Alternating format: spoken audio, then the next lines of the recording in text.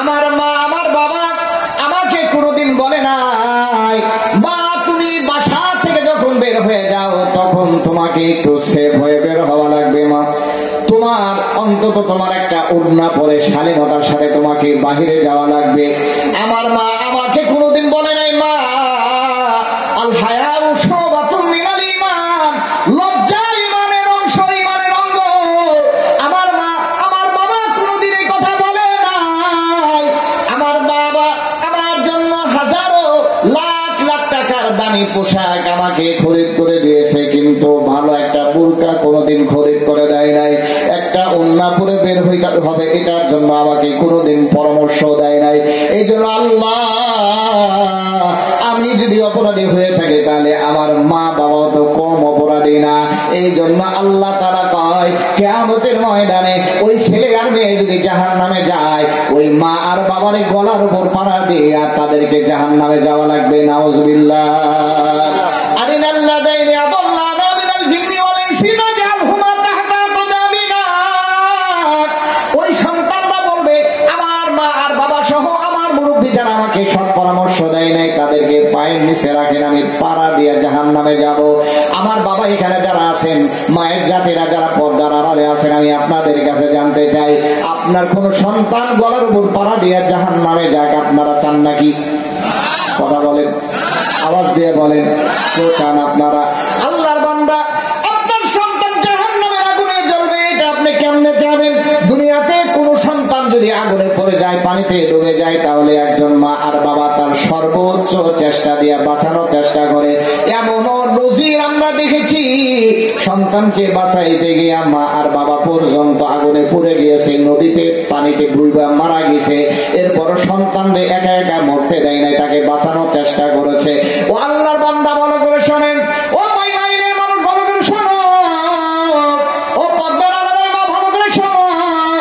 এই দুনিয়ার আগুনের চাইতে হাজার হাজার গুণ, অন্তত 70 গুণ তেজ হবে জাহান্নামের আগুন।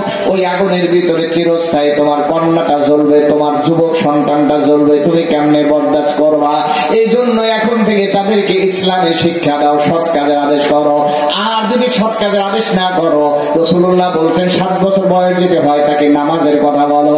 আর যদি দেখো 7 বছর বয়সেও নামাজ পড়ে না, এমনি করতে করতে তুমি তাকে নামাজের কথা বলো কিন্তু সে মসজিদে যায় না, রাসূলুল্লাহ বলেন 10 বছর যখন হয়ে গেল তখন যদি তোমার সন্তান নামাজ না পড়ে, তোমার মেয়েটা যদি যায় নামাজটা বিছায়া ঘরে যদি নামাজের জন্য না দাঁড়ায় যায়, তোমার যুবক সন্তানটা যদি 10 বছরের সন্তানটা যদি মসজিদে না যায়, রাসূলুল্লাহ কয় নামাজ না পড়ার কারণে তাকে তুমি প্রহার করো, এরপর তোমার সন্তানকে আল্লাহর সাথে পরিচয় করায় দাও। কিয়ামতের ময়দানে তোমার সন্তানরা তোমাদেরকে ছাড়বে না, তারা বলবে ওয়াকালু রব্বানা ইন্না আতানা সাদাতানা ওয়া কুবারানা ফাআদাল্লুনা সাবিলা। আল্লাহ রাব্বুল আলামিন বলেন কিয়ামতের ময়দানে এই যুবতীরা বলবে আল্লাহ আমাদের যে এই নেতারা ছিল, লিডাররা ছিল, বড় ভাইরা ছিল, বড় বোনেরা ছিল, তারাও কোনোদিন আমাদেরকে নামাজের কথা কয় নাই, ইসলামের কথা বলে নাই, পর্দা পুশিদার কথা বলে নাই, কোনোদিন হালাল পথে চলা লাগবে এই কথা বলে নাই, কোনোদিন সুদ থেকে ফেরাই নাই, ঘুষ থেকে ফেরাই নাই, অন্যায় কাজ থেকে আমাদেরকে কোনোদিন বারণ করে নাই। আমরা তাদেরকে অনুসরণ করতাম, তাদের অনুসরণ কইরা কইরা আমরাও পথভ্রষ্ট হয়েছি, তারাও পথভ্রষ্ট ছিল, আমরাও পথভ্রষ্ট হয়েছি। এই কথাগুলো তারা বইলা আল্লাহর দরবারে বলবে আল্লাহ রব্বুল আলামিন অতএব আমরা যদি জাহান্নামে লাকি হয়ে যাই তাদের অনুসরণ করিয়া, ও যুবক শোনো, তুমি যার অনুসরণ করো তার যদি চরিত্র ভালো না থাকে তাহলে তুমি তার অনুসরণ করবা না। যুবতী রে, তুমি যার অনুসরণ করো তার চরিত্র ভালো না থাকলে অনুসরণ করবা না। আল্লাহ তাআলার দরবারে কিয়ামতের ময়দানে মা ভালো করে শোনো, ও বাবা ভালো করে শোনেন, কিয়ামতের ময়দানে এই যুবকরা বলবে, যুবতীরা বলবে আল্লাহ আমরা যদি তাদেরকে ফলো কইরা যদি অপরাধী হয়ে যায় তাহলে আমাদের দোষটা একা না, ওদেরও তো দোষ আছে। এই জন্য আল্লাহর কাছে বলবে রব্বানা আতিহিম বিআইনি মিনাল আযাবি ওয়ালাআনহুম লানান কাবীরা। বলবে আল্লাহ রব্বানা আতিহিম দিয়াফাইনি মিনাল আযাব, আয় আল্লাহ আমাদের যে শাস্তি দিবেন আমরা শাস্তি নেব, কোনো সমস্যা নাই, কিন্তু যাদের কারণে পথভ্রষ্ট হয়ে গেলাম, যাদের কারণে জাহান্নামী হয়ে গেলাম, আপনি তাদেরকে ডবল ডবল শাস্তি দিবেন, আমাদের শাস্তি মেনে নিতে কোনো অসুবিধা হবে না। নাউজুবিল্লাহ। আমার যুবক ভাইরা, ইসলামের পক্ষে যুবকদের সবচাইতে বেশি এবং বড় অবদান হলো ইসলামের পক্ষে ছিল যুবকদের। আমাদের কচি কচি ছোট্ট বাচ্চারা, মাসুম বাচ্চারা যারা প্রাইমারি স্কুলগুলোতে যায়, এই প্রাইমারি স্কুলগুলোতে যখন তাদের বিকাশ, তাদের মেধা বিকাশের সময়, এই সময় তারা ছোট্ট মনে তাদেরকে যা শেখানো হবে, পরবর্তীতে তাদের এই অভ্যাসটা তারা গড়ে উঠবে। এই প্রাইমারি স্কুলগুলোতে পর্যন্ত দেখলাম কোরআনের শিক্ষক, ধর্মীয় শিক্ষক, আলেম শিক্ষক, এটা নিয়োগের পরিবর্তে গান বাজনা কিভাবে শিখাইতে হয়, গানের শিক্ষক নিয়োগ দেওয়ার জন্য তারা প্রজ্ঞাপন পর্যন্ত জারি করে দিয়েছে। কথা বলেন ঠিক কিনা? আমরা আপনাদের কাছে জানতে চাই, এই ছোট্ট বাচ্চাদের গান শিক্ষা বেশি জরুরি ছিল না আমার আল্লাহর কোরআন শিক্ষা বেশি জরুরি ছিল? এতটুকু কাছ থেকে বললেন। আমার বাচ্চাদের, আমার সন্তানদের, আমার কলিজার টুকরা এই বাচ্চাদের, আমার এই ছোট্ট মনিদের সর্বপ্রথম আমার রবের কোরআন শিক্ষা ছিল জরুরি, রাসূলের হাদিস শিক্ষা ছিল জরুরি, ইসলামের মৌলিক জ্ঞান শিক্ষা করা ছিল তাদের জন্য ফরজ। কিন্তু সেই ফরজ শিক্ষার পরিবর্তে বর্তমান এই অন্তর্বর্তীকালীন সরকার প্রাইমারি স্কুলগুলোতে তারা গানের শিক্ষক নিয়োগ দিয়ে এই ইসলাম আর মুসলমানদের সাথে তারা ধোঁকাবাজি আর প্রতারণা করেছে। কথা বলো ঠিক কিনা? অতএব আমাদের স্পষ্ট কথা হলো, এই মাহফিল থেকে স্পষ্ট কথা হলো, কোরআনের উলামা পরিষদের পক্ষ থেকে স্পষ্ট বার্তা হলো, অনতিবিলম্বে গানের শিক্ষকের নিয়োগ বাতিল করতে হবে। প্রাইমারি স্কুলগুলোতে আমাদের কলিজার টুকরা সোনামণিদেরকে কোরআনের শিক্ষা দেওয়ার জন্য, ইসলামের শিক্ষা দেওয়ার জন্য ধর্মীয় শিক্ষক নিয়োগ অবশ্যই দিতে হবে, অবশ্যই দিতে হবে। কথা বল মুসলমান, ঠিক কিনা?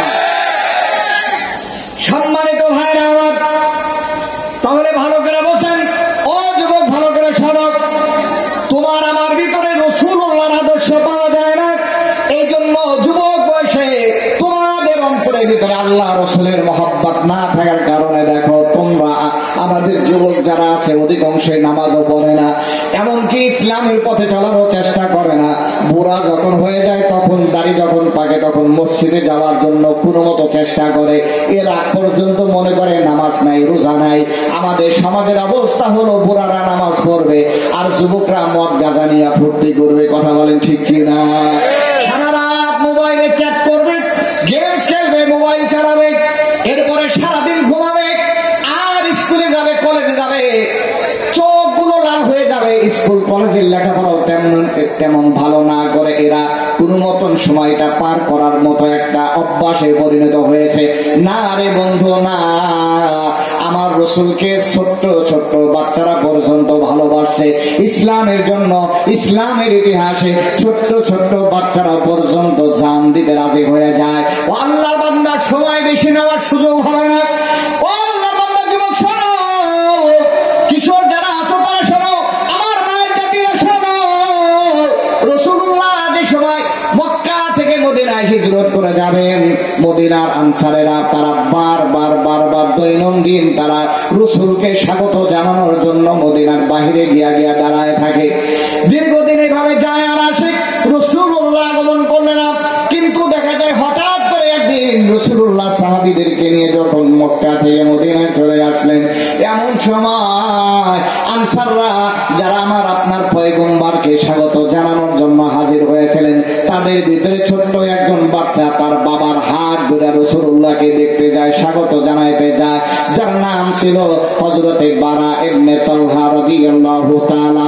ছোট্ট একটা বাচ্চা, কিশোর একজন বাচ্চা রাসূলুল্লাহকে স্বাগত জানানোর জন্য চলে যায়।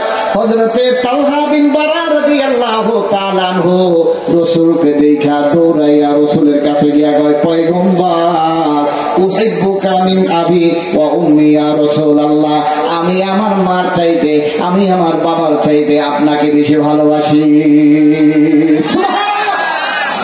ছোট্ট একজন কিশোর, অল্প বয়সী একজন কিশোর, মাজমাউ সাওয়ায়েদ কিতাবের ভিতরে উল্লেখ করা হয়, হাদিসের ভিতরে উল্লেখ করা হয়, দৌড়াইয়া গিয়া বলে পয়গম্বর উহিব্বুকা মিন আবি ওয়া উম্মি ইয়া রাসূলুল্লাহ, আপনাকে আমি আমার মার চাইতেও বেশি ভালোবাসি, বাবার চাইতেও বেশি ভালোবাসি।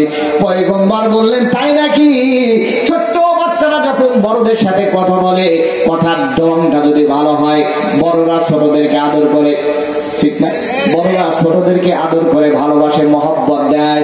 এবার বলতেছে আচ্ছা, মাথায় হাত দিয়ে বলে আচ্ছা, তুমি যে তোমার মার বাবার চাইতে আমার বেশি ভালোবাসে, এর প্রমাণ কি?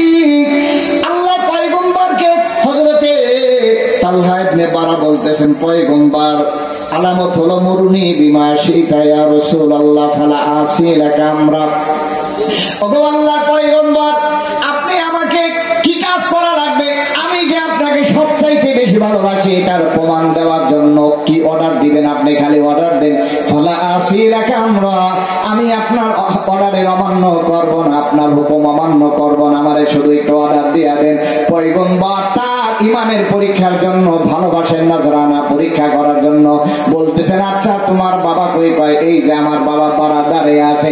রাসূলুল্লাহ কয় তোমার বাবার চাইতে যদি আমাকে বেশি ভালোবাসো, তোমার মার চাইতে যদি আমাকে বেশি ভালোবাসো, তাহলে তুমি তোমার বাবার কল্লাটা আমার কাছে নিয়ে আসো, আমি দেখতে চাই তোমার বাবারে বেশি ভালোবাসো না আমাকে বেশি ভালোবাসো। আল্লাহু আকবার বলে।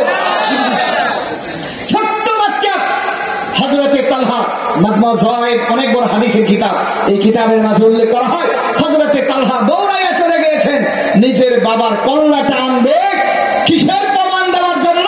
যে আমার বাবার চাইতে আপনি নবীকে আমি বেশি ভালোবাসি। সুবহানাল্লাহ বলবেন না?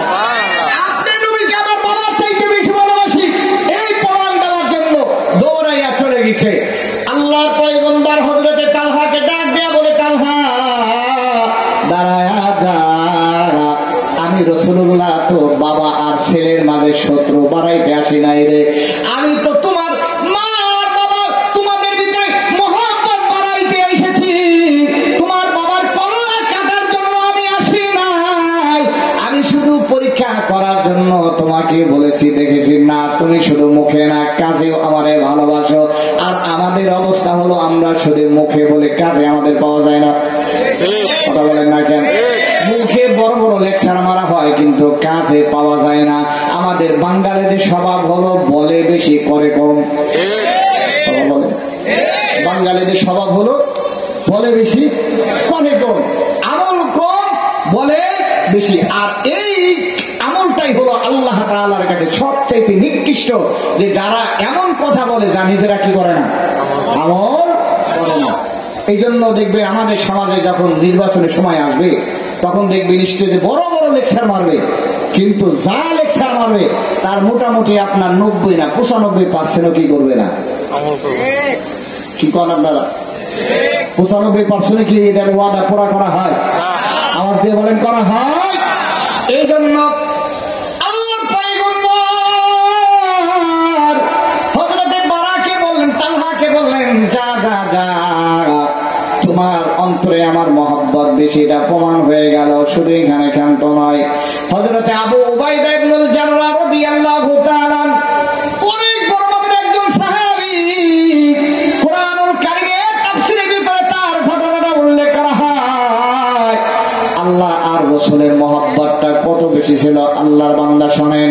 হযরতে আবু উবাইদা ইসলাম গ্রহণ করলেন, অল্প বয়সে ইসলাম গ্রহণ করলেন, কিন্তু তার বাবা ইসলাম গ্রহণ করে নাই। বদর যুদ্ধ সংগঠিত হয়ে যায়, বদর যুদ্ধের ভিতরে আবু উবাইদা মুসলমানদের পক্ষে, ইসলামের পক্ষে নবীর দলের সাথী হয়, নবীর দলে সৈন্যবাহিনী হয়। আর আবু উবাইদার বাবা জাররাহ কাফের আবু সুফিয়ানের দলে সৈন্যবাহিনী হয়। আল্লাহ বান্দা ভালো করে শোনেন, তাফসীরের কিতাবের ভিতরে এসেছে হযরতে আবু উবাইদা বদরের প্রান্তে লড়াই করে, আর আবু উবাইদার বাবা জাররাহ শত্রু বাহিনীর পক্ষে আর ইসলাম রাসূলুল্লাহর বিপক্ষে লড়াই করে। এই দুই দল যখন মুখোমুখি হয়ে যায়, তাফসীরের কিতাবের ভিতরে কুলিন কানা আবাউকুম ওয়া আবনাউকুম ওয়া ইখওয়ানুকুম আয়াতের ব্যাখ্যায় উল্লেখ করা হয়, আবু উবাইদার বাবা হযরতে আবু উবাইদার বাবা জাররা, উনি বারবার দেখে তার সন্তানও মুসলমানের পক্ষে লড়াই করে, আর আবু উবাইদা উনিও দেখে যে আমার বাবা আবু সুফিয়ানের দলে, কাফেরদের দলে লড়াই করে।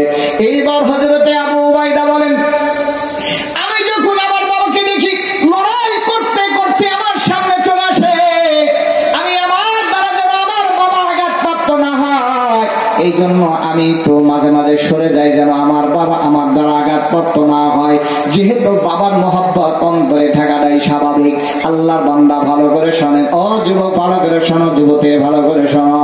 তাফসীরুল কোরআনের ভিতরে উল্লেখ করা হয়, আবু উবাইদা কয় দুনিয়ার মানুষেরা শোনো, কিন্তু যখন দেখলাম আমার বাবা যারা আমার প্রাণের চাইতেও যাকে ভালোবাসি রাসূলুল্লাহ হাবিবুল্লাহর দিকে অগ্রসর হয়, তখন আমি আর সহ্য করতে পারি নাই, আমার রক্ত গরম হয়ে গেল।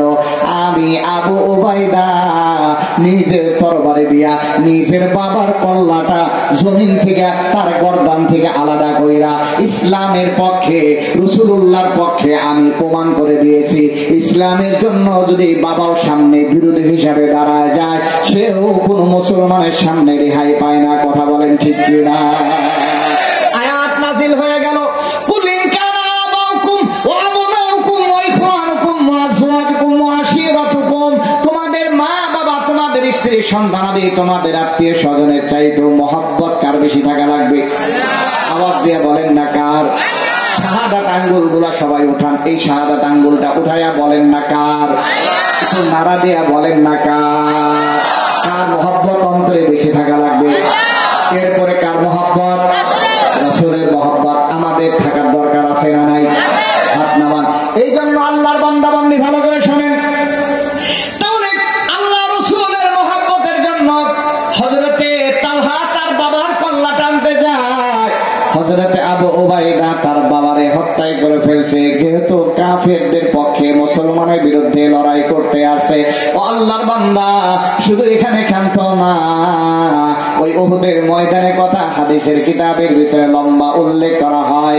হযরতে সাদ বিন রবি রাদিয়াল্লাহু তাআলা, আল্লাহর নবী অনেক বড় মাপের একজন সাহাবী, উহুদের ময়দানে হযরতে সাদ বিন রবি রাদিয়াল্লাহু তাআলা মুসলমানদের পক্ষে লড়াই করতে করতে কাফেরদের পক্ষ থেকে আঘাত খেয়েছেন, একটা নাই দুইটা নাই।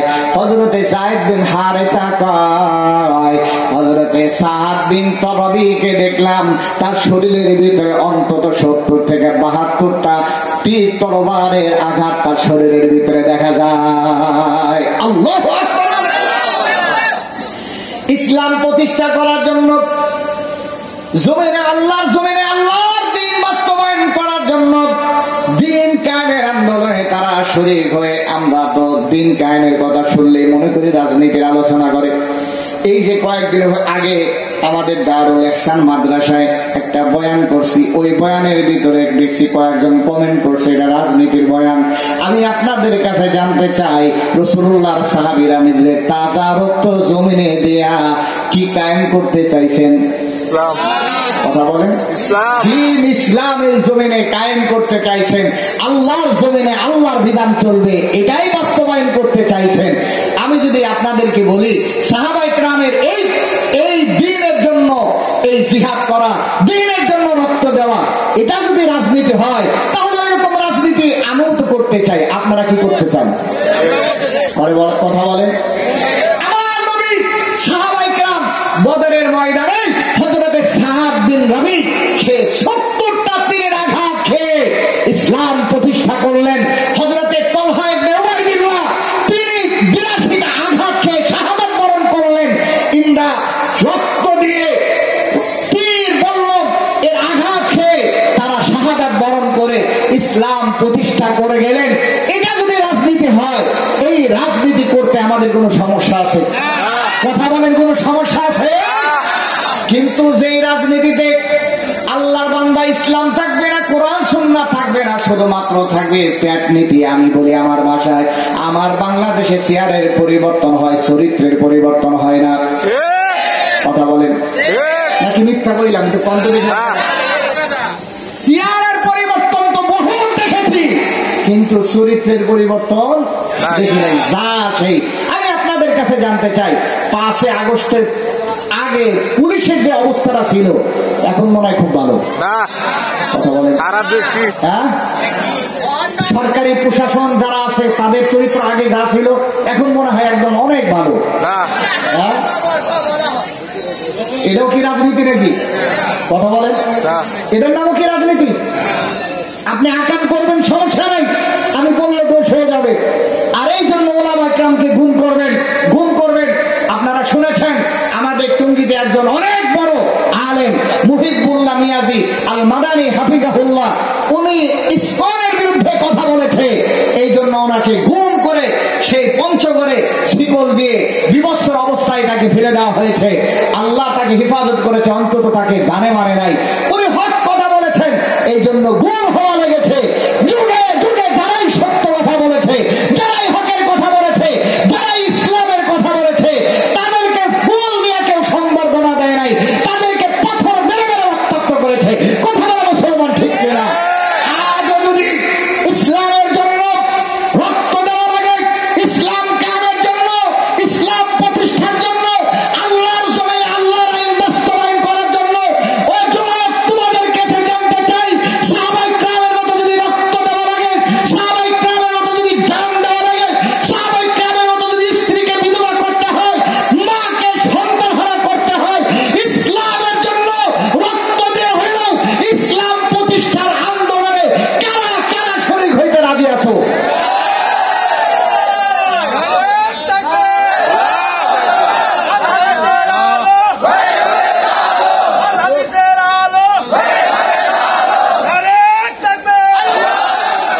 সম্মানিত ভাইরা আমার, আমি আপনাদের কাছে জানতে চাচ্ছি, হক কথা বললেই কি আমাদেরকে, হক কথা বললেই যদি আমাদেরকে গুম করা হয়, খুন করা হয়, আপনারা কি মনে করেছেন এগুলো কি বলে উলামা ইকরামদেরকে, হক্কানি রব্বানি আলেমদেরকে দমানো যাবে? আওয়াজ দিয়ে বলেন, দমানো যাবে? সাহাবায়ে কেরাম তারা রক্ত দিয়েছেন, জীর্ণ শীর্ণ অস্ত্র নাই, তাদের কাছে খাবার ছিল না, তাদের থাকার জায়গা ছিল না, এরপরও তাদেরকে অত্যাচার জুলুম করে স্টিম রোলার চালিয়ে দিয়েও তাদেরকে কোরআন থেকে, হাদিস থেকে, রাসূলের ইত্তেবা থেকে, ইসলাম দ্বীন প্রতিষ্ঠা থেকে তাদেরকে কেউ ফেরাইতে পারে নাই।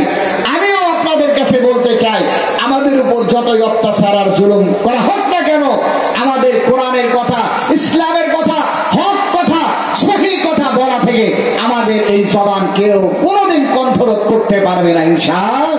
এর জন্য যদি আমাদের শাহাদাত বরণ করা লাগে, আমরা রাজি আছি তো ইনশাআল্লাহ? আওয়াজ দিয়ে বলে রাজি আছি তো ইনশাআল্লাহ?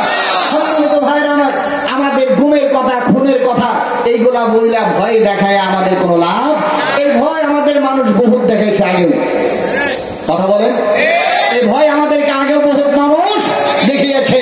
এই জন্য আমাদের স্পষ্ট কথা হলো, ইসলামের পক্ষে, কোরআনের পক্ষে আমরা থাকবো তো ইনশাআল্লাহ?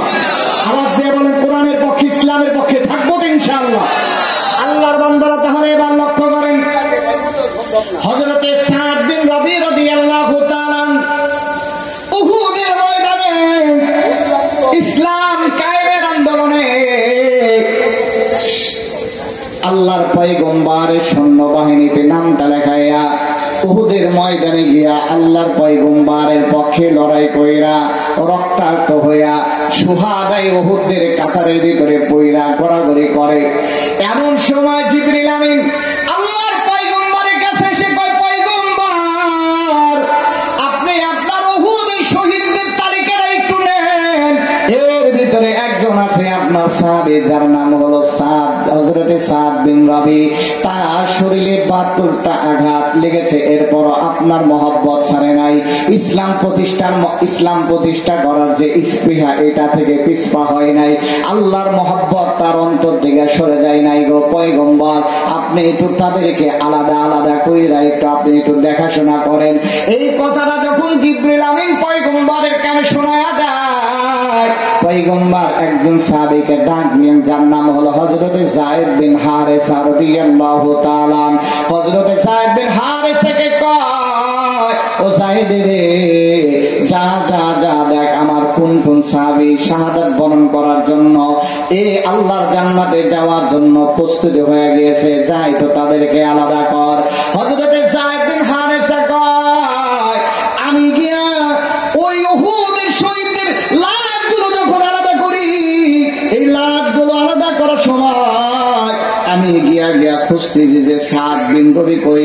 রাসূলুল্লাহ বলছে যায়েদ বিন হারেসাকে, ওই শুহাদায়ে উহুদের ভিতরে আমার একজন সাহাবী আছে যার নাম হলো সাদ বিন রবি, যদি তারে গিয়া পাও তাহলে আমি নবীর পক্ষ থেকে তারে বলবা, ইন রাআইতুহু ফাকরাহু আলাইকা মিন্নি সালাম। আল্লাহর নবী যায়েদ বিন হারেসাকে বললেন, ইন রাআইতাহু ফাকরাহু মিন্নি আলাইকা সালাম, আমার পক্ষ থেকে সাদ বিন রবিকে সালাম দিয়া বলবা যে রাসূল তোমারে সালাম দিয়েছে। শুধু তাই না, আর জিজ্ঞাসা করবো কাইফা হালুক, আপনার অবস্থাটা কেমন একটু জানতে চাইবা। হযরতে যায়েদ বিন হারেসা কয়, আমি খুঁজতে খুঁজতে জিয়া দেখলাম একজন মানুষের চেহারা চেনা যায় না, ৭২টা তীরের আঘাত, তরবারির আঘাত যার শরীরে লাগে তার অবস্থাটা স্বাভাবিক থাকে না, ধুলায় মিশ্রিত রক্তে রঞ্জিত অবস্থায় পড়ে আছে। আমি জিজ্ঞাসা করলাম, আনতা সাদ বিন রবি, তুমি কি সাদ বিন রবি? কয়, হ্যাঁ আমি সাদ বিন রবি। হযরতে যায়েদ বিন হারেসা কয়, তোমাকে আল্লাহর পয়গম্বর সালাম দিয়েছে। আল্লাহু আকবার বলেন। সাহাবী মুস্কি হেসে দিয়ে কয়, ওয়ালাইকুমুস সালাম। যা যা সাদ রে, রাসূলুল্লাহকে গিয়া বলবা হযরতে সাদ আপনাকেও সালাম দিয়েছে, আমার সালামটাও রাসূলের কাছে গিয়া কইবা। আর হযরতে যায়েদ কয়, তোমারে রাসূলুল্লাহ আরেকটা জিনিস জানতে চাইছেন, তুমি কেমন আছো এই কথাটা জানতে চাইছে। হযরতে সাদ বিন রবি মুস্কি হেসে দিয়ে বলে, আলহামদুলিল্লাহ আলহামদুলিল্লাহ আলহামদুলিল্লাহ, আর মুস্কি হেসে যায়। এইবার যায়েদ বিন হারেসা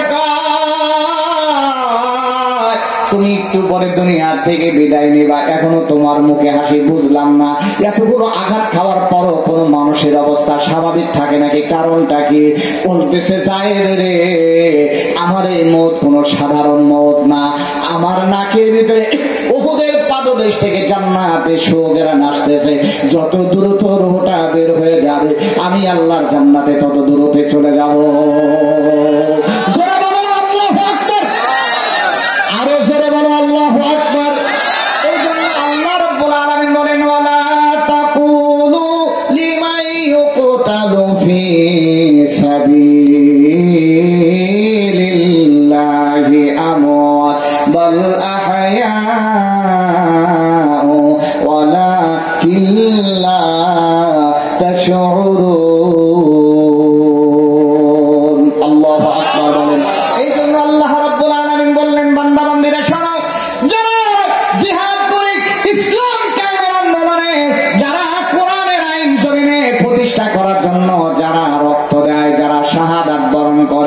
এরা যদি রক্ত দেয়া শহীদ হয়ে যায়, এদেরকে তোমরা মনে করে এরা মারা গিয়েছেন, না না, আমি আল্লাহ কই এরা মারা যায় নাই। আল্লাহ তাআলা বলেন, ওয়ালা তাকুলু লিমান ইয়াকতালু ফি সাবিলিল্লাহি আমওয়াত বাল আহইয়া, এরা জীবিত আছে, ওয়ালাকিন লা তাশউরুন। আল্লাহ কয় ওরা যে জীবিত আছে তোমরা বোঝো না, তার মানে ওরা মরতে দেরি হয়, আমি আল্লাহর জান্নাতে যাইতে দেরি